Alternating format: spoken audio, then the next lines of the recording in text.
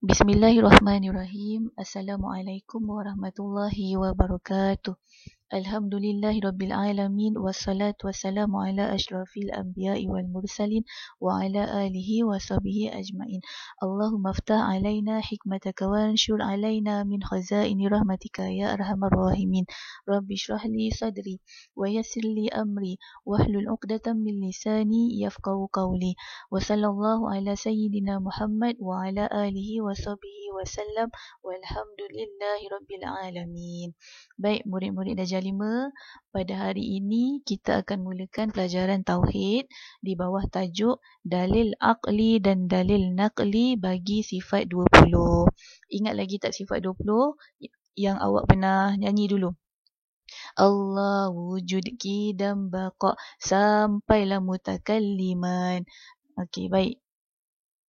Kita pergi kepada pengertian dalil akli dan dalil naqli.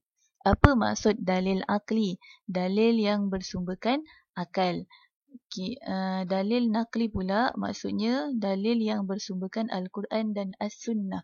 As-Sunnah ni bukan cikgu As-Sunnah tau. As-Sunnah ni adalah hadis Rasulullah sallallahu alaihi wasallam. Kenapa kita kena belajar dalil akli dan dalil naqli ni? Sebabnya untuk memahami sifat-sifat Allah dengan lebih jelas. Contoh macam dalil akli. Kita tengok kejadian siang dan malam. Siapa yang buat? Siapa yang berkuasa menjadikan waktu siang, menjadikan waktu malam? Sudah pastilah ada yang menguruskannya, iaitu Allah Subhanahu wa Ta'ala. Okey, seterusnya kita akan pergi kepada hukum mengetahui dalil akli dan dalil naqli. Baik, hukum mengetahui dalil pada sifat Allah ada dua lah yang tadi yang saya terangkan. Dalil akli dengan dalil naqli. Baik, dengan dalil akli ni dia ada dua cara. Yang pertama ijmali, yang kedua tafsili. Yang ini saya akan terangkan pada slide yang seterusnya. Baik, kita tengok hukum mengetahui dalil pada sifat Allah. Okey, tengok pada dalil akli secara ijmali. Hukumnya adalah fardu ain. Manakala dalil akli secara tafsili, hukumnya adalah fardu kifayah. Dalil naqli pula yang ni yang bersumberkan daripada Al-Quran dan As-Sunnah, hukumnya juga adalah fardu kifayah. Fardu kifayah ni apa? Sekiranya dalam sesuatu kawasan tu tak ada seorang pun yang nak belajar tentang dalil tafsili, sifat-sifat Allah ataupun dalil naqli, maka semua orang dalam kawasan tu adalah berdosa. Tapi kalau ada yang belajar tentang dalil-dalil tafsili pada sifat Allah dan dalil naqli pada sifat Allah, maka terlepaslah yang lain daripada dosa. Okey, baik. Seterusnya kita akan pergi kepada ta'rif dalil ijmali dan dalil tafsili. Ini yang saya terangkan tadi. Ini di bawah dalil akli. Cara dia. Okey. Yang pertama, dalil ijmali. Apakah yang dimaksudkan dengan dalil ijmali? Dalil secara ringkas. Contohnya, kalau ada orang tanya, apa bukti Allah itu wujud? Jawapan dia apa? Adanya alam ini. Alam ini termasuklah ada manusia, haiwan, tumbuh-tumbuhan, planet-planet. Kalau tak ada manusia, tak ada haiwan, tak ada tumbuh-tumbuhan, tak ada planet, maksudnya alam ni, maka Allah tu tak wujud. Jadi ini adalah dalil ijmali, dalil secara ringkas. Dalil wujud Allah, apa dalil wujud Allah? Adanya alam ini. Kemudian kita masuk kepada dalil tafsili. Yang ini maksud dia dalil secara huraian, secara terperinci. Okey. Contohnya, Allah itu bersifat wahdaniyah. Wahdaniyah maksudnya esa. Cuba bayangkan kalau ada Tuhan ramai, ada Tuhan banyak. Contohnya Tuhan matahari, Tuhan bulan.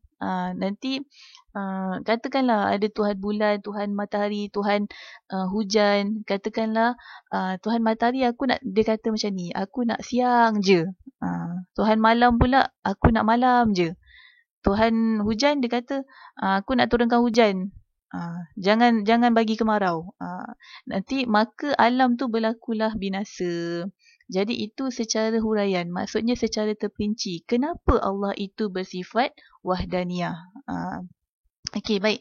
Dalil tafsili atau burhan, maksudnya dikenali juga sebagai burhan, boleh menolak segala hujah yang didatangkan dan boleh menghuraikan segala syubhah. Macam yang saya bagi contoh tu lah.